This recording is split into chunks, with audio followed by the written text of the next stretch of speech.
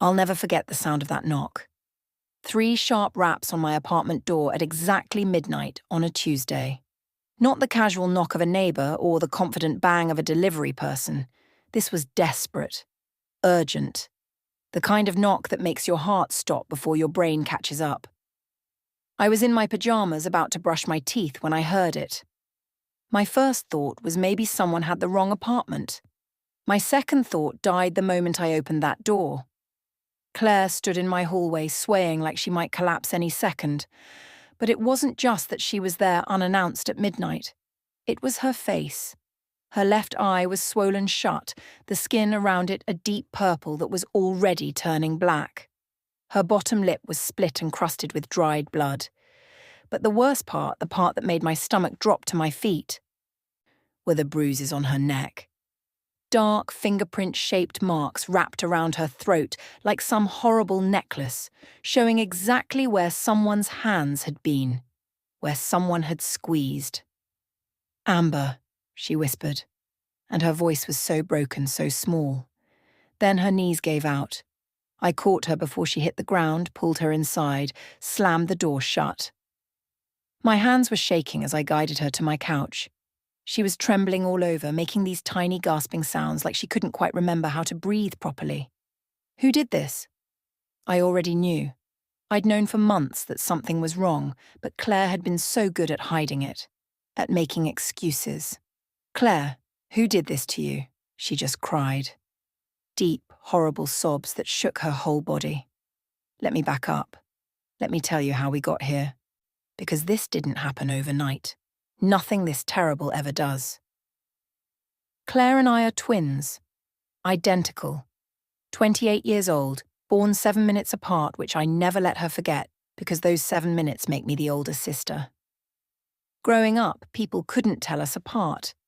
Even our Aunt Patricia, who raised us after our parents died in a car crash when we were 12, would sometimes call me by Claire's name and vice versa, but we were different where it counted.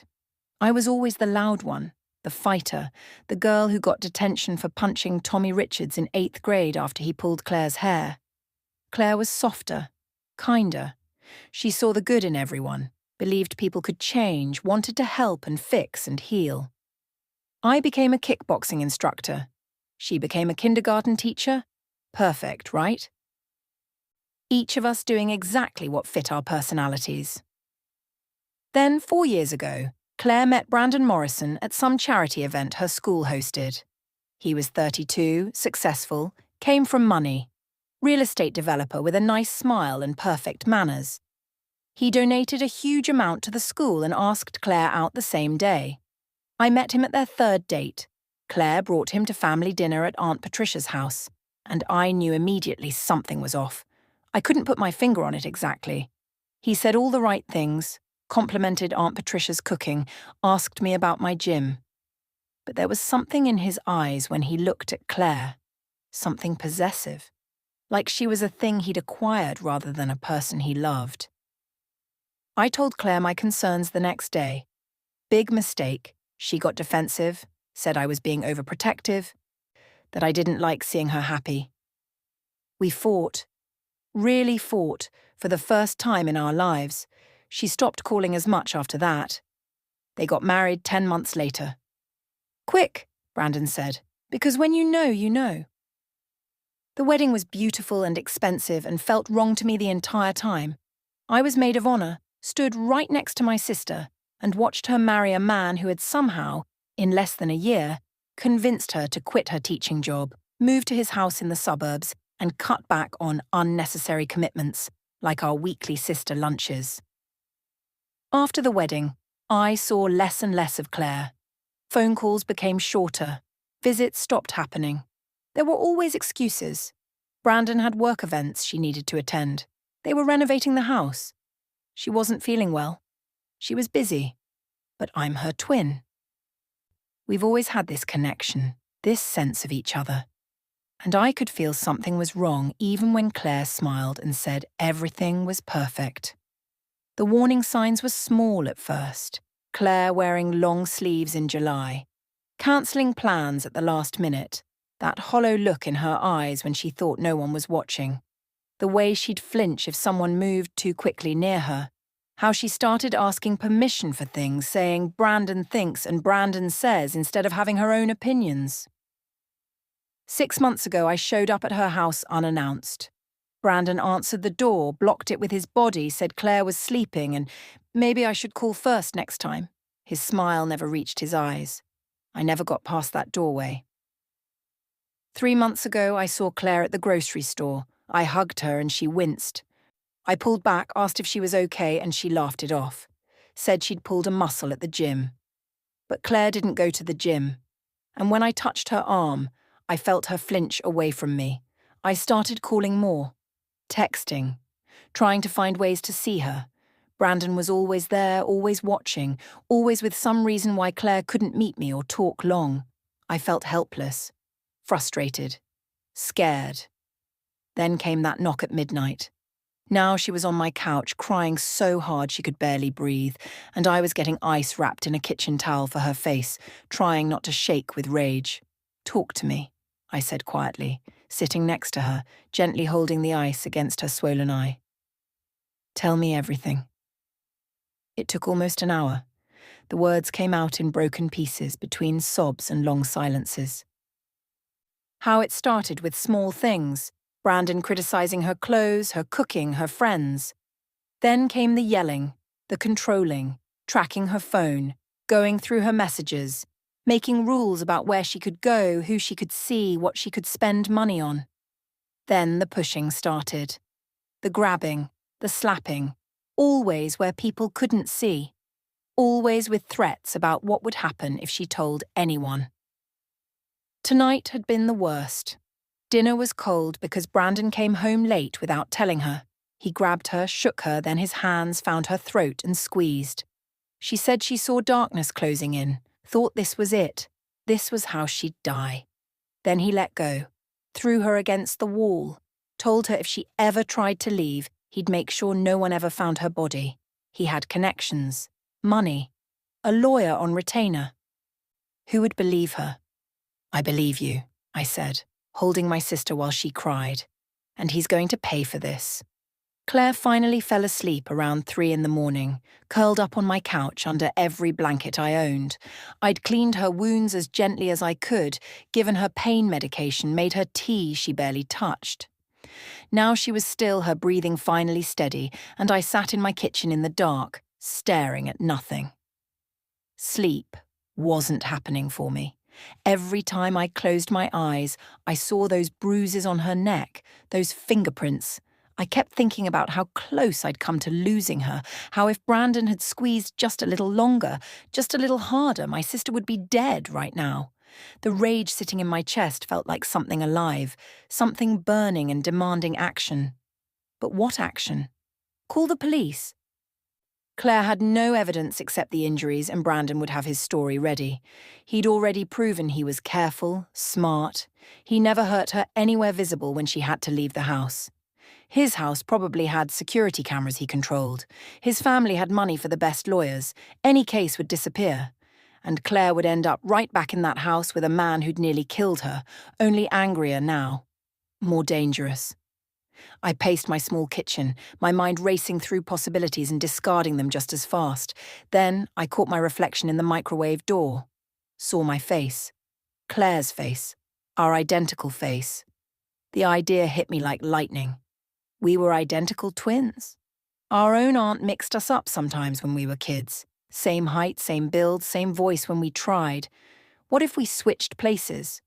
What if I went back to that house as Claire and confronted Brandon myself? I was trained. I knew how to fight, how to defend myself. More importantly, I wasn't afraid of him. Let him try to put his hands on me. Let him try to control me. I'd show him exactly what happened when he picked on someone who could fight back.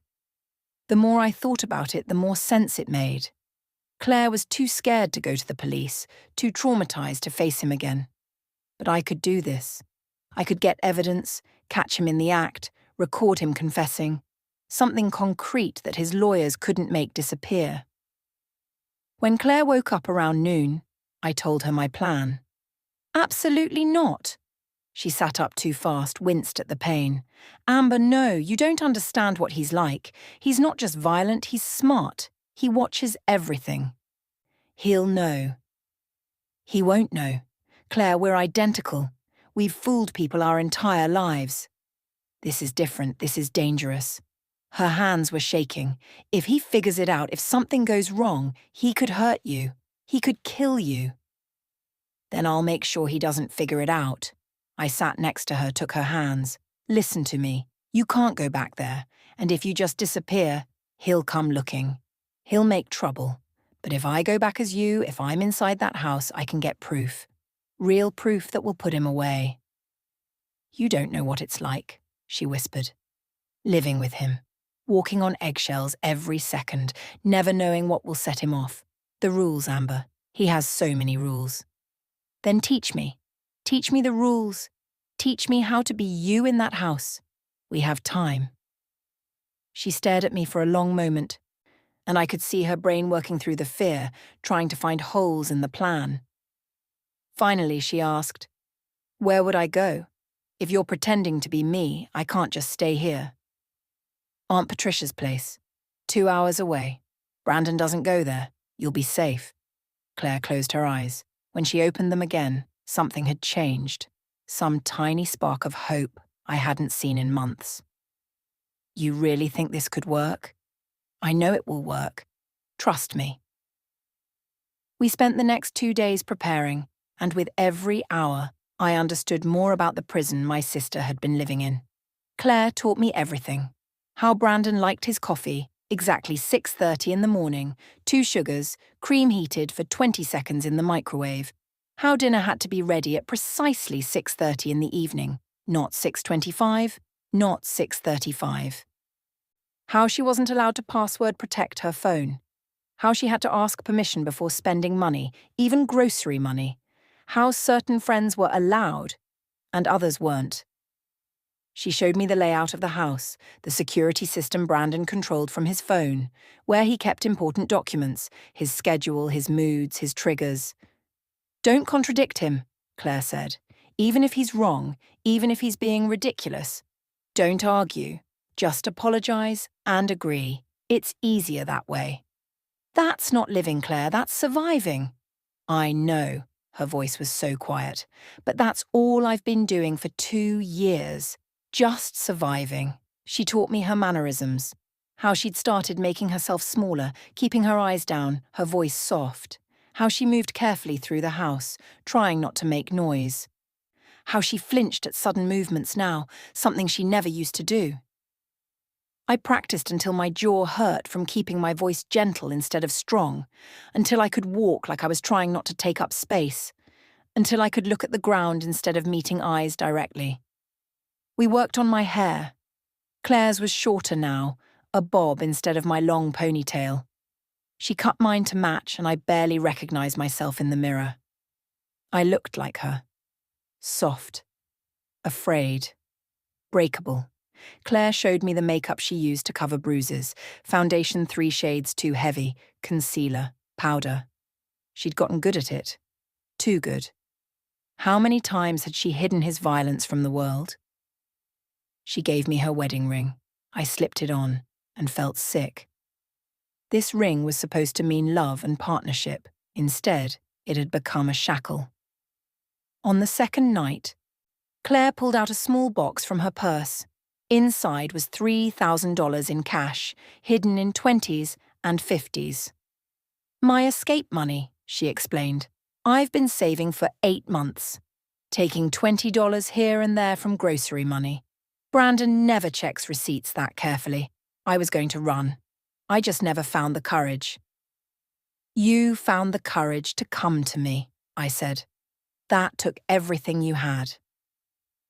The morning I was supposed to go back, I drove Claire to Aunt Patricia's house first.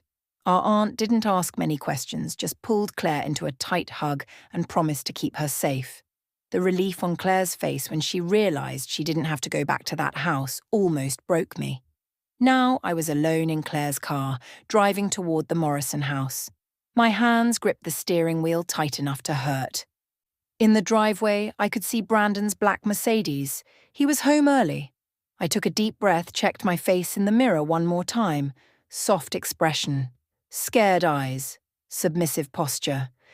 Let's see how you like fighting someone who fights back, I thought. Then I got out of the car and walked toward the front door of my sister's prison. The house was freezing, not temperature-wise, but in feeling. Everything looked perfect, like a magazine spread, cream-coloured walls, expensive furniture, fresh flowers on the entry table.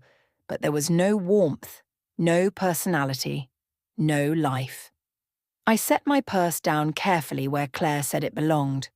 On the bench by the door, not the table. Rules? Everything was rules here. I could hear Brandon's voice coming from his home office down the hall. He was on a phone call, laughing about something. The sound made my skin crawl. This was the same voice that had threatened my sister, the same mouth that had told her he'd make her body disappear. I moved through the house quietly, taking everything in. The living room looked like a showroom, white couch that probably wasn't comfortable, glass coffee table without a single fingerprint, everything positioned just so. In the kitchen, the counters were completely clear. Not a dish out of place, not an appliance visible. Claire had told me Brandon hated clutter, but this was extreme. I found the bedroom upstairs. The closet told me everything I needed to know about this marriage. Brandon's clothes took up 3/4 of the space. Expensive suits, dozens of shirts still in dry cleaning plastic, rows of shoes. Claire's things were crammed into one small corner, a few dresses, some jeans, basics. Like she was a guest in her own home. The bathroom was the same. His cologne, his shaving supplies, his products dominating the counter. Her makeup bag tucked away in a drawer. I heard footsteps on the stairs and my whole body tensed. Training kicked in automatically. Assess the threat, find exits, prepare to defend. But I forced myself to relax, to remember I was supposed to be Claire. Scared Claire. Submissive Claire. Brandon appeared in the doorway and I got my first real look at the man who'd been torturing my sister. He was tall, maybe 6'2", well-built, like he spent time at the gym. Dark hair styled perfectly, expensive watch, button-down shirt with the sleeves rolled up. Handsome in that polished, too perfect way. The kind of man who looked like he had his life together. But his eyes, cold, calculating. Studying me. "You're home early," he said. Not a question, a statement with an edge to it. Already testing. I kept my eyes down like Claire taught me. "I'm sorry. Should I have stayed out longer?" "Where were you?" "Grocery store. Getting things for dinner." I'd memorized this.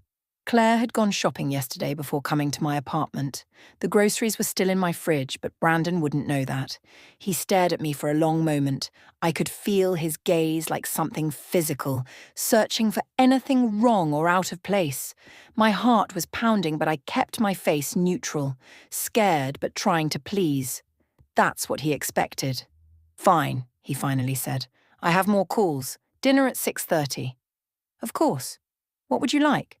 "Figure it out. That's your job, isn't it?" He walked away. And I heard his office door close. I let out a breath I didn't know I was holding. First test passed. The afternoon crawled by. I made dinner, constantly checking the clock. Chicken, roasted vegetables, rice. Simple. Claire said Brandon hated anything too complicated or exotic. I set the table exactly how she'd shown me. Fork on the left, knife and spoon on the right, water glass at 1 o'clock position. At 6:25, I heard his office door open. My stomach twisted. He walked into the dining room at exactly 6:30, looked at the table, looked at me. "It smells bland," he said, sitting down. "I'm sorry. I can add more seasoning. Don't bother. I'll eat it." He took a bite and I watched his face carefully.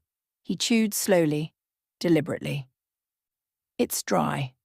I'm sorry. You always apologize, but nothing changes." His voice was so casual, like he was commenting on the weather. "Why is that, Claire?" "I'll do better. I promise."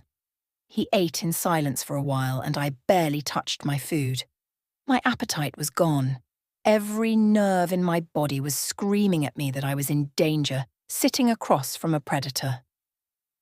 You're moving differently today, he said suddenly. Your posture is different. My blood went cold. I don't know what you mean. You seem tense, nervous, more than usual. He set down his fork, leaned back in his chair. Something you want to tell me? No, I'm just tired. Tired. He said it like he didn't believe me. Did you talk to anyone today? Your sister, maybe? No, just the store. That's good, because you remember what I said about your family. They don't respect our marriage. They try to turn you against me. It's better if you limit contact. I wanted to launch across this table, wanted to show him exactly what I thought of his rules and his control. But I swallowed it down, nodded, apologized again. After dinner, I cleaned up while he watched television. Every movement felt watched, judged. When I finished, I sat on the opposite end of the couch, trying to stay small and unnoticed. Around 9, Brandon turned off the TV. I'm going to bed, don't stay up too late. Don't stay up too late. Like I was a child who needed a bedtime. I nodded, waited until I heard him go upstairs. I sat in that cold, perfect living room and thought about my sister living like this for years, every day walking on eggshells, every moment afraid. No wonder she'd looked so hollow. My phone buzzed in my pocket. A text from Claire from Aunt Patricia's number. Are you okay? I typed back quickly. Fine. He doesn't suspect anything yet. Be careful, please. I deleted the messages like Claire taught me. Brandon checked her phone every night. Couldn't leave evidence. Around 10, I went upstairs. Brandon was already in bed reading something on his tablet. I went to the bathroom, changed into pajamas, came back out. That's when he grabbed my arm, his hand clamped around my wrist hard, yanking me toward the bed. I stumbled, my training screaming at me to counter, to break his grip, to defend myself. I saw you texting, he said quietly. His grip tightened. Who was it? Just Aunt Patricia. She wanted to check in. I told you to limit contact with your family. His fingers dug in harder. I could feel bruises forming. Do you think I'm stupid? Do you think I don't notice when you disobey me? I'm sorry. She just sent a quick message. I didn't want to be rude. He pulled me closer and I could smell the toothpaste on his breath. You think you're clever, but I know everything that happens in this house. I know every lie you tell. He squeezed harder and I bit my lip to keep from reacting. You belong to me. This house, your phone, your life, all of it belongs to me. Don't forget that. Then he let go, pushed me away slightly. Go to sleep. I climbed into bed, my arm throbbing. In the darkness, I touched the bruises already forming and thought about Claire enduring this, not just once, not just tonight, but over and over for 2 years. Not much longer, I promised silently. Just a little more time. The next week was a masterclass in psychological torture. Brandon didn't just control Claire's life, he orchestrated it. Every detail, every moment, every breath had to meet his standards. I learned his patterns. Good days where he was almost charming, bringing home expensive gifts I didn't want. Flowers, jewelry, a new purse. Each gift felt like chains disguised as affection. He'd present them with this smile that expected gratitude, praise, acknowledgement of how lucky I was to have him. Then the bad days. Those came without warning. A towel hung wrong in the bathroom. Taking 30 seconds too long to answer when he called my name. Looking at my phone during breakfast. Each minor infraction resulted in punishment. Sometimes verbal, his voice dripping with contempt as he listed my failures. Sometimes physical, a shove. A grab hard enough to leave marks. Once he twisted my arm behind my back until tears came to my eyes, all because I'd bought the wrong brand of coffee. But I was documenting everything. Claire had bought a camera pen months ago, too afraid to actually use it. I wasn't afraid. I recorded his tirades, his threats, the casual cruelty he displayed when he thought no one was watching. On day 3, I found what I was looking for. The locked drawer in his nightstand. It took me 2 hours of searching while he was at work to locate where he'd hidden the key, inside a book on the shelf, hollowed out. Amateur move for someone who thought he was so clever. Inside the drawer was a folder with Clare's name on it. My hands shook as I opened it. Screenshots of text messages, GPS tracking data showing everywhere Clare had gone for the past year. Notes about her activities, who she talked to, how long she was gone. He'd been surveilling his own wife like she was a criminal suspect, like she was his property to monitor and control. There were bank statements too. Clare's name was on the accounts, but she had no access. Every purchase tracked, every dollar accounted for. I found the receipts for the groceries where she'd been skimming $20 at a time. He'd highlighted them, written question marks. He knew. He'd known she was hiding money and was probably waiting for the right moment to confront her about it. I photographed everything with the camera pen. Every page, every document, every piece of evidence that showed the depth of his control. Underneath the folder, I found something worse. A handwritten letter, never sent, in Brandon's writing. It was addressed to Clare's principal at her old school. In it, he'd fabricated concerns about Clare's mental health, her reliability, her fitness to work with children. He'd never sent it, but the threat was clear. If she ever tried to leave, if she ever fought back, he had weapons prepared. He could destroy her reputation, her career, her credibility. That night, I met secretly with a woman named Helen, a domestic violence advocate Clare had consulted once. She'd given Clare her card and Clare had hidden it in an old purse, too scared to ever call. I called. We met at a coffee shop 3 towns over while Brandon thought I was grocery shopping. Helen looked at the evidence, listened to my recordings, and her expression grew grimmer with each piece. "This is good," she said finally. "Really good. But in court, his lawyers will argue the surveillance was protective, not controlling. They'll say he was worried about her, that tracking was consensual. The recordings help, but we need something ironclad. We need him to explicitly threaten or admit to abuse on record. Something his money can't explain away. How do I get that? You don't. It's too dangerous. Take what you have to the police now.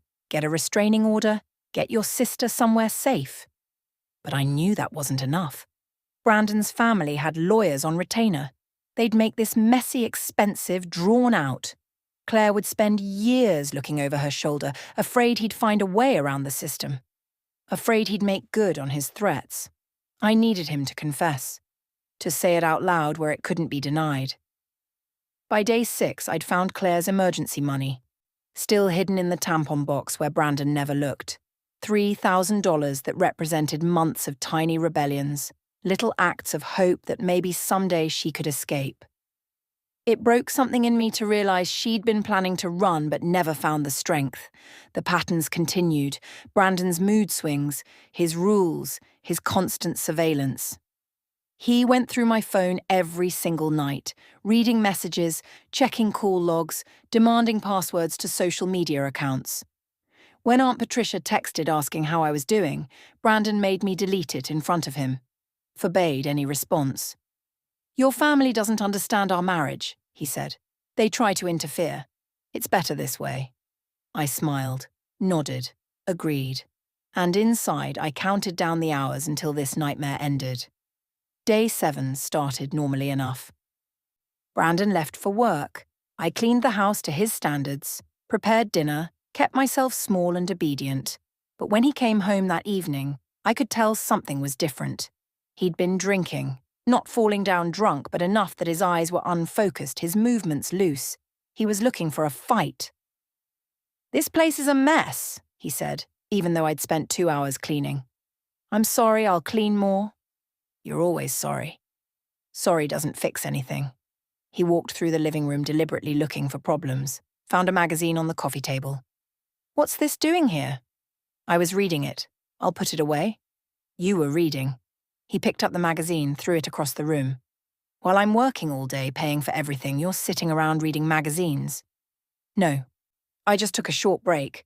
"Don't lie to me." His voice jumped to a shout. "I can see the lies on your face. You think I'm stupid?" My phone buzzed in my pocket. A text. Brandon's head snapped toward the sound. Give me your phone. Brandon, it's probably just... Give it to me, now. I handed it over, my heart racing.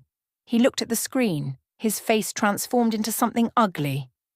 Your sister. You've been talking to your sister. His hand shot out before I could react, grabbing my phone and throwing it against the wall. It shattered. I told you no contact. I told you. She just sent a message. I haven't responded. You're lying. You've been lying this whole time. He moved toward me and every instinct screamed danger. Who are you really talking to? What are you planning? Nothing, I promise. Nothing. His hand came up and connected with my face, a hard, vicious slap that snapped my head to the side. Pain exploded across my cheek.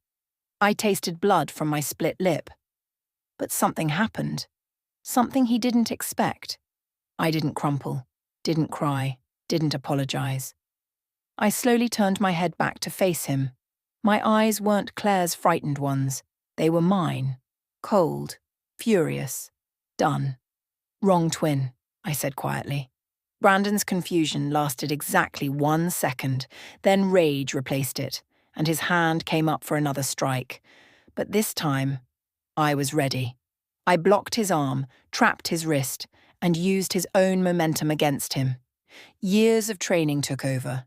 I stepped into his space, hooked my leg behind his, and flipped him. His back hit the hardwood floor with a sound that knocked the air from his lungs. Before he could recover, I dropped down, knee pressed hard against his chest, pinning him. My phone was out, recording, positioned so the camera caught both our faces. Say it, I commanded. My voice was nothing like Claire's, nothing soft or scared. Say what you've been doing to my sister. Say how you've been hitting her, controlling her, threatening her. Say it all. Now. Brandon's eyes went wide. He tried to buck me off, but I pressed down harder, using my weight and position. He was stronger, but I knew leverage. I knew technique. Get off me, he thrashed, his face turning red. You crazy? Get off. Say it. Admit what you did to Claire. I don't know what you're talking about. But his eyes told a different story. He knew exactly what I meant. Where's my wife? What did you do with Claire? She's safe. Somewhere you'll never touch her again. Now talk. Tell me why you hurt her. Tell me what you did. He stopped struggling for a moment, and I watched his brain work. Calculating. He was always calculating. This is insane. You're assaulting me in my own home. I could have you arrested. Really? You want to call the police? Please do. I'd love to show them the folder in your nightstand. All that surveillance data, the tracking, the control, every text message you monitored, every place you followed her. That's stalking, Brandon. That's illegal. His face went pale. You went through my things? Just like you went through Claire's things every single day. Feels different when it happens to you, doesn't it? He tried to buck again, harder this time, got one arm partially free. His hand grabbed at my throat, and for a second, I understood the terror Claire must have felt, those fingers pressing, trying to squeeze, but I wasn't Claire. I grabbed his thumb, bent it back at an angle that made him scream and release. Then I had both his wrists pinned, my knee digging harder into his chest. You like hurting people smaller than you, I said. People who are scared. People who can't fight back. How does it feel now? How does it feel to be the one pinned down? She deserved it! The words exploded out of him, rage overriding his calculated control. She's my wife. She's supposed to obey me, respect me. But she was always sneaking around, hiding things, planning to leave. I had every right to discipline her. Discipline her? My voice was deadly quiet. Is that what you call choking her until she passed out? Hitting her? Threatening to make her body disappear? She pushed me to it. If she'd just listened, if she'd just done what she was supposed to do, none of this would have happened. I gave her everything. A beautiful home, money, status. And how did she repay me? By being ungrateful, by talking to her family behind my back, by being a human being. I cut him off. By wanting basic freedom, basic respect. You can't prove anything. His voice changed, became calculated again, even pinned beneath me. Even if you recorded this, which I'm sure you did, my lawyers will tear it apart. I was attacked in my own home. I said whatever I had to say to get you off me. It's coercion. It won't hold up. You really think you're that smart, don't you? I know I am. And when I get up from here, you and your sister are both going to regret. The front door burst open. Police officers flooded in, 3 of them, followed by Helen, the domestic violence advocate. They moved quickly, professionally, surrounding us. "Ma'am, step back, please," one officer said to me. I stood, moved away, my legs shaking now that the adrenaline was fading. Brandon started to get up, already shifting into his charming mode, his public face. "Officers, thank God you're here. This woman broke into my home and attacked me. I want to press charges immediately. She's dangerous, clearly unstable." "Brandon Morrison?" The lead officer cut him off. "Yes, and I'm telling you. You're under arrest for domestic violence, assault, unlawful imprisonment, stalking, and terroristic threats." The officer pulled out handcuffs. "You have the right to remain silent." Brandon's face went from charming to furious in an instant. "This is ridiculous. You can't arrest me based on some crazy woman's word. Do you know who my family is? Do you know what lawyers I have access to?" "We know exactly who you are, Mr. Morrison." The officer turned him around, cuffed his hands behind his back. "We also have recordings of you admitting to abusing your wife.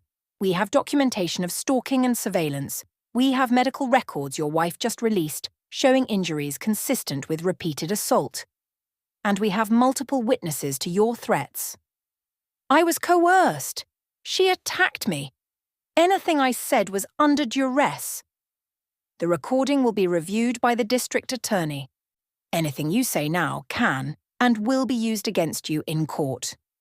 The officer started reading him his full rights, while Brandon shouted over him, "This is a setup. My wife is behind this, isn't she? Where is she? Where's Claire? When I get out, she's going to pay for this. Do you hear me? She's going to regret this." The officers exchanged glances. Those threats were being recorded too. Brandon was too angry, too used to getting his way, to realize he was making everything worse. As they led him toward the door, still shouting about lawyers and lawsuits and how we'd all regret this, Brandon looked back at me. Our eyes met. "You can't protect her forever," he said, his voice cold and certain despite the handcuffs.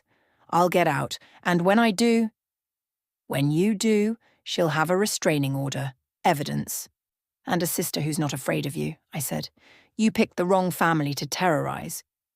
They took him out. The door closed. And suddenly the house was quiet. Helen came over, put a gentle hand on my shoulder. "You okay?" I touched my split lip, felt it throbbing. "I'm fine." "Is it enough? The evidence, the recording, is it enough to keep him away from her?" "With what we have now?" "Yes. The DA is taking this seriously. His family's lawyers will try to fight it, but between the recordings, the documentation you gathered, and his threats in front of officers..." She smiled grimly. "He's going to prison." My legs finally gave out. I sat down hard on Brandon's perfect white couch and let myself shake. We'd done it. Claire was free.